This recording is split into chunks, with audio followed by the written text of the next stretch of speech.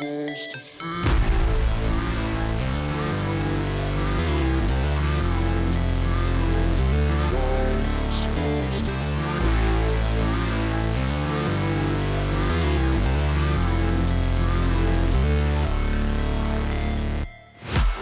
break, always fight, never quit, do it right, play the game, win it life, have no shame, there's no time, feel the pain, live the grind.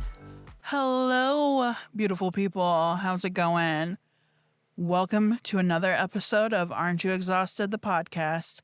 I am your host, Ashley. Liam is not joining me today. He is off working and couldn't take the time to join me this morning. We just didn't have time in our schedules for that to happen. So it'll be just me today. And today we are going to be discussing the girls. Firstly, we're going to start in with Miss Amberlynn Reid because holy shit, the breakup. I know I haven't talked to you guys in a minute. I've been doing creative cuts, content cuts here lately to kind of pass the time just because I didn't want to start talking on this subject until more time had passed and kind of knew what was going on, but it's been a week, so I guess we're going to dive into it. Amber's breakup with Jade, or the Feline, as she calls her. Now, I'm still not 100% sure if this is actually a valid breakup or not just some ploy for views, because if we look at her fucking channel of when the breakup started from the initial We Broke Up video, that has 112,000 views over 5 days. So the videos are doing very well. The what happened after the breakup is at 73,000. It'll probably surpass 100,000 by a week's end. The A Heartbreaking Conversation with My Ex video is at 78,000 from 3 days ago. It will probably pass 100,000 by a week's end. Getting Into Bad Habits, Moving Updates, Emergency Vet, and Trader Joe's haul from 2 days ago is at 56,000 views. I mean, that one's doing okay, but not as well, I think, as the other ones have. And then her latest video is sitting at 35,000 views. And that's the buying moving supplies, Home Depot, Walmart shopping, therapy update, yada, yada, yada. Now, as far as what's going on in Amberland, her and Jade broke up on July 4th, later on after her Q&A video that she did the day of. I guess they had spent the weekend with friends of Jade's, and that's who picked out the questions to be gone over in the Q&A with Amber. The breakup, I don't even know how to describe it. It's very staged. It's very rehearsed. Everything seems so over-exaggerated. And tears are definitely being forced, at least from the first day. Everything that's happened since then, the tears are so, like, everything is so put upon. It's so performative. And I don't know, it leaves a very scummy, scammy, unsettling feeling that she would sink this low to monetize a faux breakup. Now, would I put it past Amber? No, not by any means. She will do anything that makes her money. And if she knows that this would make her money, she put her foot in the water with the We Broke Up, saw that it did really fucking well. So, hey, let's continue to profit off of this, because we know once she sees money, once she sees dollar signs and sees that it's working, we're going to fucking milk it for all that it's worth until she sees that it's not doing well, and then she'll change subject. But the breakup itself, the storyline behind it, is very confusing. And I don't know if it's because she's not sharing the complete story, even though I found it so weird that they did the conversation with my ex audio content and we're answering questions and stuff and giving more insight into the breakup, but actually offered no information. Like, okay, we know how you guys are feeling, but what the fuck actually happened? Something had to have happened in order for you to both come to the conclusion that, hey, this isn't working out. We need to separate. You know what I mean? We need to move to different states and do our own thing. My speculation, even though Amber denies this left and right, is that Jade is poly. Jade wants to be with other people. Jade wants to, you know, enjoy her youth while she still has it. And Amber's not about that life. Amber is jealous, as we've learned with Destiny.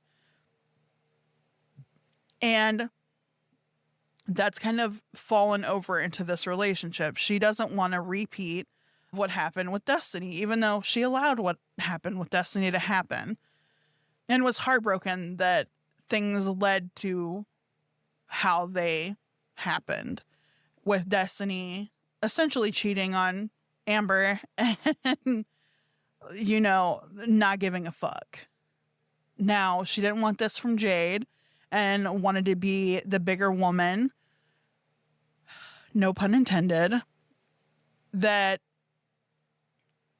she decided to have this mutual breakup. Like, they both decided upon, they don't want this relationship for one another. They don't want to have any resentment one for the other over things that could happen if it continues the way it does. And she probably saw that Jade was unhappy and couldn't give her that happiness of being able to, you know, go and visit places and travel and be with new people and have new experiences. Amber couldn't give her that. She could give her the money to do that, but she couldn't experience those things with her. And that's the only logical explanation that I can come up with, because nobody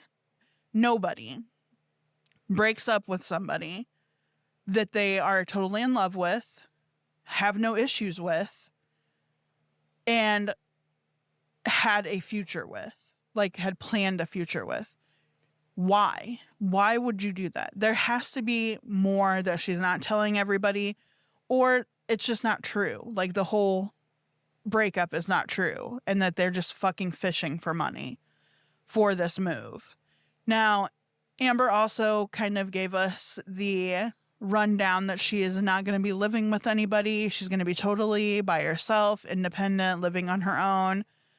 I find this highly unlikely, just for, I mean, one reason above others is that in her past, she said that she couldn't see herself living alone because she has a fear of, you know, having a heart attack, having a fall, having a stroke, and somebody not being there.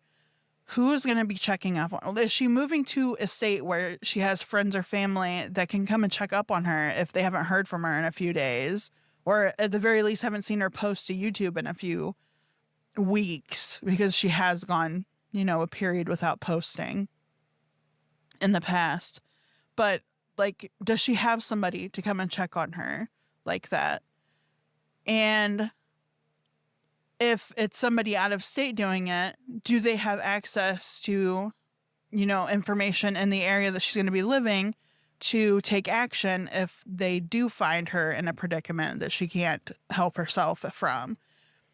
She's even explained, like, if she's going from a, like, seated position on the floor to having to stand up, and this was around the same size that she is now, so it's not even out of the realm of possibilities that this being an issue, that she can't get up without, like, leverage on something to help herself up. And even then, it's a struggle. Also, if she goes from a kneeling position to try to stand, she has issues. Like, it's very hard for her. So I'm just wondering how she is planning on doing this. Is she going to have a moving company help her? Is she going to have people help her unpack? Is Jade going to, like, stay with her at her new place for a while to help her unpack things And if she is, we all know that Jade's going to be fucking living there. Like, we're not stupid. And then the buying boxes and moving supplies 6 months out, that's kind of normal. I mean, you don't want to pack last minute. It sucks if you leave things for last minute. And Amber definitely doesn't want to wait last minute where she may not have the added help of Jade. So, I mean, I kind of get that. I don't know why she went to Home Depot to buy boxes when you literally can order them from the post office and it'll be quite a bit cheaper. Or even go to any fucking store, dumpster, well, not even dumpster, go into any store and ask them for any boxes that they have broken down that you can take. I know people, when I worked Speedway, it's been a while ago now, but I worked at Speedway, people would come in on our delivery days and ask for the broken down boxes because they were moving. And like our pizza boxes are really thick, so they were great for moving things. We'd also give them packing tape if we had it because, you know, people are, if you've worked customer service, you know. But yeah, there were cheaper, much cheaper ways of doing this. And she chose to spend probably upwards of like $100 on packing supplies. Yeah, the whole breakup thing is just, it's so weird. She's acting as if Jade is dead and that she doesn't get to see her anymore and that her heart hurts. Jade's still living there. I mean, she's sleeping out in the living room per Amber, but she's still living there. She's still sharing the space with you. Her presence has not left. Everything she owns is still there. She still helps you back and forth to wherever you need to go. So really the only dynamic that has changed is the relationship status. That's it. Especially with how she still talks about her. Like it seems like they both are still technically in a relationship, just not in a relationship. So it's very confusing. I can see where it would be very confusing for somebody. But I definitely don't think it was a mutual thing. I think it was a Jade coming to the conclusion that this just wasn't for her. Monogamy maybe not be for her. And that she wanted more in life than Amber's apartment. Which, I mean, I could only imagine going from, you know, like getting to do whatever you wanted to only being in Amber's apartment day in and day out, ordering food, getting Amazon. It's going to get fucking old real fast. And I'm surprised that she made it almost 2 years. And then on to Chantal Foodie Beauty. Quirky Love Rosie here on YouTube did a video premiere, I believe it was, on the dangers of Chantal pushing her binge eating disorder recovery and intuitive eating, pretty much her diet concepts on her new community while showing mukbangs in her thumbnails of fast food places. And, you know, I do get it from that standpoint. I'm not a binge eater myself. These aren't triggers for me.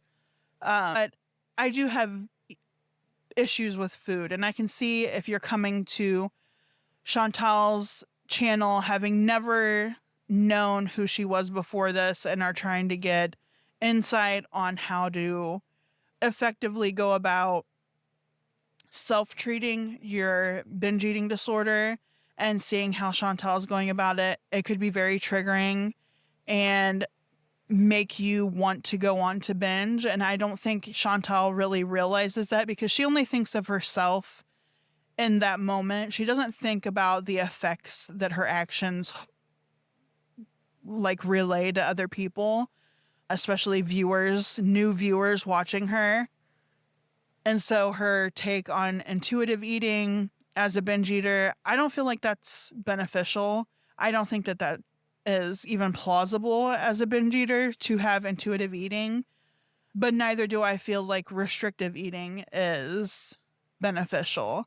Now, I know in the past, Amberlynn has also done this intuitive eating to help treat her binge eating disorder. But then lo and behold, Amberlynn came to find that she wasn't a binge eater after all. So I have a hard time with these girls. They pass a lot of misinformation because they take what their doctors or people have maybe said in passing to them or suggested that they may look into as what they actually have, and kind of try to self-treat outside of therapy and, nutritionists and a team of doctors, and they feel like they know better when, I'm sorry, you wouldn't be the size that you are if you knew better. You need help. Everybody needs help. It's okay to ask for help. Chantal refuses help because she feels that she knows better than a doctor. And the fact that she feels like therapy and stuff doesn't work. So there's that. Chantal's also done a lot of shit talking as of lately about people discussing her intuitive eating and her diet. Even so far as on her community tab, it's still there, which I'm surprised. I know she's taken down a lot because she's had a few rages since then. But her post from a day ago is still going strong on there and saying intuitive eating is a joke. I don't know if this was directed at FFG or another creator, but she says, that what an even bigger joke is claiming to be on a weight loss journey and cutting down others for their efforts while not even having the balls to show yourself stepping on a scale. Now that's a joke, folks. Now, this has 171 thumbs up. It doesn't show thumbs down for me, but that's no surprise. A lot of things don't show thumbs down, so I don't know what the dynamic is there. It has 6 comments, but she's disabled the comments for this community post, and I believe her latest video also has comments turned off. Let me see real quick. Nope, the comments are still on that. So it's just that community post that the comments are turned off, and I know it's because she didn't want to hear the backlash that she would get from that, because Chantal just likes using a lot of big words that she doesn't really know the meaning to. Intuitive eating is one of them. I think it's something that she's seen Amberlynn throw around, or maybe even some other reaction channels throw around when talking about Chantal and Amberlynn. And it's also something that we see thrown around in like diet culture in general. So I think it's something that she probably glossed over, read a little bit about, thought she could do it, and is doing it her own way, which is not correct at all. Intuitive eating, I believe, is something that maybe should be done, but also under supervision of a health team, a doctor, which Chantal does not have a primary care physician in Kuwait. She really should look into that to start some kind of program on a weight loss or health directive, not necessarily weight loss if that's not what she wants, but a more healthy approach to what she's trying to accomplish. But I don't think that's ever going to happen. Chantal is too into herself, too narcissistic. Her and Amberlynn share that trait of thinking they know better than healthcare professionals. And I just don't see it, honestly, just don't see it happening. And then we had the clothing try-on haul from Chantal. I understand that she's trying to have more options in her modest wardrobe arsenal. I just don't feel like adding thick layers of flannel over layers of whatever the hell she's wearing underneath of it are gonna help at all. I mean, yes, it'll give her other looks, but they're not even flattering looks. The most flattering shirt that I saw on her that she tried on was it looked like denim, maybe chambray button up that she put on. That was probably the most flattering, but then it also reminded me of Ina Garden. And I was like, oh, so we're going to do the whole country club, or is she going to start cooking videos? But that's the only one that I thought looked flattering on her. The rest of them were either ill-fitting, too tight in the arm area or in the stomach area, because she does carry all of her weight in her stomach, or that satin number, which did her no favors at all. It was the prettiest color and the material was nice, just not for clothing and not for her body type, because it showed everything. But I guess we'll find out what actually gets worn more often in her videos going forward. I don't know what her posting schedule is. I know a lot of these videos she pre-records as far as the mukbangs go. And the fact that she's even still doing mukbangs as somebody that's dealing with an eating disorder just screams Amberlynn, and like, this has all been done before. But we'll see where this goes forward. I'm sure it's going to get messy, even more messy. I'm glad to see Quirky Love, I'm just going to say Rosie, doing her thing and kind of giving us a fresh perspective of a health journey online. I know I've helped her with her intro. We've had a little bit of discussion. I'm also a mod on her chats. So it's been different dealing with her versus the other two, because I feel like her content is more genuine, probably almost on the tier of when Amberlynn and Chantal first started their internet personas, and then it kind of their content definitely morphed into something just toxic. I'm hoping Rosie's morphs more into something wholesome, something relatable. I think it will. Rosie just seems like a very down-to-earth person and not after a money grab. After all, she's coming from the feeder world, so she knows the money grab and is very self-aware of the content that she puts out there and how it may affect other people dealing with the certain issues or the same issues. So I'm very hopeful. Anyhow, we are going to be done with that for today. Liam will be joining me. I think we're going to do another podcast episode this weekend and kind of go over things with him and get his perspective on things, and maybe talk about anything new that has happened between now and then. So, yeah. I'm also going to be working on more of the Amberlynn tarot card illustrations. I think I have Emperor and Empress started. I mean, I did start on the Empress sketch last night, and I kind of have a mock-up done of the Emperor cards. So I may have 2 cards to upload over the course of the next few days. And if you guys want to see the process on my sketching to completion of the card, just let me know down in the comments. I will definitely post that in like a short or a full-length video if you guys want it. Just going through my process and maybe talking about some topics as a voiceover, so you're not just met with me doodling. But yeah, that's going to be it. Thank you guys for the listen, and I will see you guys in a few days. Bye.